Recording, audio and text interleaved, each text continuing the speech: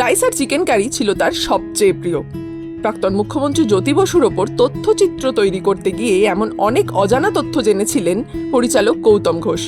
প্রাক্তন মুখ্যমন্ত্রী জ্যোতি বসুর ১১১তম জন্মদিনে এমনই অনেক কথা মনে পড়ছিল তার। কি করে নৌকোয় করে ওরা যেত ওখান থেকে মেঘনা হয়ে, তারপর ছোট নদী পার হয়ে, তারপর গোয়ালন্দ ঘাট ফরিদপুরের, সেখান থেকে ট্রেন ধরে কলকাতা। বলতে বলতে বললো যে সেই স্টিমারে যে রাইস আর চিকেন কারি, ওর থেকে ভালো বোধহয় পৃথিবীতে কোথাও হয় না। তিনি সাধারণের থেকেও সাধারণ জীবনযাপন করেছেন। নিজেদের দলের সমালোচনা করতে বিন্দুমাত্র কুণ্ঠাবোধ করেননি কোনোদিন। স্ত্রীর মৃত্যুর পর একাকিত্বে ভুগতেন প্রাক্তন মুখ্যমন্ত্রী। জ্যোতিবাবু মানে আমার মনে হয়েছিল তখন সব থেকে বর্ষিয়ান নেতা। উনি একটা বিরাট পর্ব দেখেছেন 30s থেকে। উনি তো ইংল্যান্ডে পড়াশোনা করতে গেছিলেন এবং আমি ইন্টারভিউ করেছিলাম ওনাকে 2003-04-এ। একটা অনেক উত্থান পতন, বিরাট বিবর্তন দেখেছেন, আর্থসামাজিক বিবর্তন দেখেছেন। ফলে এই অভিজ্ঞতাটা আছে বলে আমি তো নানান ধরনের ব্যক্তিত্ব নিয়ে ছবি করেছি।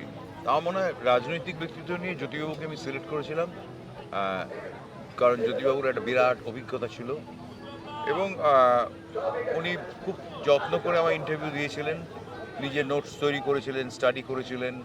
এমনিতেই খুবই পুরোধার স্মরণশক্তি, বুদ্ধি, কিন্তু তার মধ্যেও আবার নিজেদের যে পলিসি তার সমালোচনাও করেছে। কিন্তু পার্টিজান ছিলেন বলে বারবার করে বলতে ঠিক করে নেব। ওনার মনে হয়েছিল যে কাজটা আমরা করেছি এর পরবর্তীকালে পঞ্চায়েতের মধ্যে যে দুর্নীতি ঢোকে সেটা ভয়ঙ্কর জায়গায় পৌঁছে যাবে, এবং সেটা আমরা আমাদের লাইফ টাইমে দেখলাম, অনেক ক্ষতি হয়েছে। কিন্তু উনি বুঝেছিলেন সেটা। ফলে এগুলো আমার মনে হয় যে খুব ভালো। উনি আমাকে ইন্টারভিউ দিয়েছেন অ্যাজ এ পার্টিজান। উনি একটা আদর্শে বিশ্বাস করতেন এবং আমি সেই পার্টির লোক নই, আমি একজন ফিল্ম মেকার, ইন্ডিপেন্ডেন্ট। কিন্তু উনি ওনার আদর্শের মতো করে বলেছেন, কিন্তু তার সঙ্গেও যুক্তি কাজ করেছে এবং লজিক, যেটা সব সময় মাথায় থাকতো, মানে যুক্তিবাদী মানুষ। আর আরেকটা হচ্ছে যে বৌদি চলে যাওয়ার পর আমরা যখন শুটিং করেছি ইন্দিরা ভবনে, একা থাকতেন, আমার খুব খারাপ লাগতো। মানে একা বসে একটা লোক টিফিন ক্যারিয়ারে খাবার রাখা থাকতো, হটকেসও নয়, এবং নির্বিকার লোক ছিলেন, তাতে কোনো, আমি বললাম আপনার অসুবিধা ঠান্ডা হয়ে যায় খাবারগুলো, না না না খুব সুন্দর আছে, আমি খেয়ে নিচ্ছি। বলে আমাদের অনেক অভ্যাস। আবার এই জ্যোতিবাবুকে আমি দেখেছি একেবারে মানে কন্টিনেন্টাল খাবার স্টাইলে খাচ্ছেন, কারণ উনি দীর্ঘদিন বেলেতে ছিলেন, উচ্চবিত্ত পরিবারে জন্ম, সেখানে যেরকম স্টাইলে খাচ্ছেন, আবার একটা সাধারণ মানে শ্রমিকের ঘরে গিয়ে খাবার দিলে সেটাও খেয়ে নিতেন। এইগুলো আমার খুব ভালো লেগেছে। 2010 সালে তথ্যচিত্র তৈরি করেছিলেন, যা দেখে খোদ জ্যোতি বসু বলেছিলেন এক ঐতিহাসিক দলিল। সেই দলিলকে অক্ষুণ্ণ রাখতে চান পরিচালক, কিন্তু বাদ সাধছে কিসে? না, এটা তো জ্যোতিবাবুর পার্টি আগে করা উচিত ছিল, সেটা করা উচিত, এবং না যদি করা হয় তাহলে আমাদের পশ্চিমবঙ্গ সরকারেরও দায়িত্ব। তার কারণ উনি এতদিনের আমাদের মুখ্যমন্ত্রী ছিলেন, বাংলার একটা অত্যন্ত গুরুত্বপূর্ণ মানুষ। এই ছবিটা ডিজিটাইজ করে রাখলে, কারণ ওর নিজের মুখে, নিজের গলায় এত কথা, তার এত ইনফরমেশন, বহু ইনফরমেশন আগে আমরা জানতাম না। ফলে এটা আমার মনে হয় যে অত্যন্ত গুরুত্বপূর্ণ এটাকে প্রিজার্ভ করা।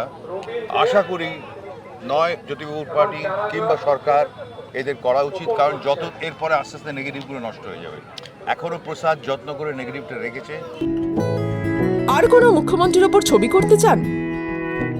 আমি জ্যোতিবাবুকে পেয়েছিলাম, কিন্তু উনি ওনার এমন প্রোটোকলটা মেনটেন করতেন, উনি বললেন যে আপনি শুটিং করুন, আপনি আমার সঙ্গে ঘুরে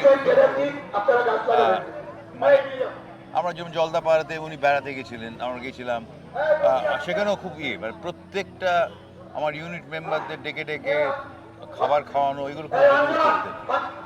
সেটা আমাদের এই মুখ্যমন্ত্রী করে, কোথাও গেলে এই গৌতম দা খেয়েছেন, সবাই খেয়েছেন, ভীষণ করে এটা যদি ওকে দেখেছি। আর আরেকটা হচ্ছে যে উনি বলেছিলেন যে আমি মুখ্যমন্ত্রী পদ থেকে অবসর নেওয়ার পরেই ইন্টারভিউ দেব। তার কারণ এমন কিছু কথা হয়তো উনি বলেছেন যেটা ওই পদে বসে বলাটা মানে উচিত নয় আর কি। মানে সেই মরাল সেন্সটা ওনার ছিল। আপনি আর কোনো মুখ্যমন্ত্রীকে নিয়ে না, আমি আর করিনি, আরো অনেক কাজ করেছি, বা এরপর ভবিষ্যৎ পরিকল্পনা রয়েছে? এখন কি করে আত্মকেন্দ্রিকতা বাংলা ছবির ক্ষতি করছে, ক্ষোভ জাতীয় পুরস্কার প্রাপ্ত পরিচালকের। সর্বত্রই কমন ম্যান ইজ ইগনোর, মানে তাদের অস্তিত্ব নেই। নয় কোনো একটা দুর্ঘটনা হলে তাদের দেখতে পাই, নয়তো এই বিশাল জনসংখ্যা তারা কিন্তু মানুষের চোখের সামনে আসে না। এটা কেন? কারণ হচ্ছে মানে এই যে একটা বাজার অর্থনীতি মানুষকে খুব স্বার্থপর করে দিয়েছে। মানে বাজার অর্থনীতি ভালো দিকও আছে, তার মার্কেট তৈরি হয়েছে, অনেক কর্মসংস্থান হয়েছে, কিন্তু খুবই স্বার্থপর করে দিয়েছে। ও শ্রমিক শ্রেণী, ও চাষা, আরে চাষা চাষ না করলে তো তোমার পেটে ভাত উঠবে না, সেই সেন্সিটিভিটিটা নষ্ট হয়ে গেছে। তার কারণ পুরো জগৎটাই হয়ে গেছে এমন সেলিব্রিটি, ভিআইপি, স্টার এই দিয়ে আক্রান্ত। এই তিনটে শব্দ ডিকশনারি থেকে তুলে দেওয়া উচিত। বাংলা সিনেমার জগতে স্টার, সেলিব্রিটি, ভিআইপি থাকা সত্ত্বেও তবে কেন তাঁদেরই বারবার বলতে শোনা যায় বাংলা সিনেমার পাশে দাঁড়ান?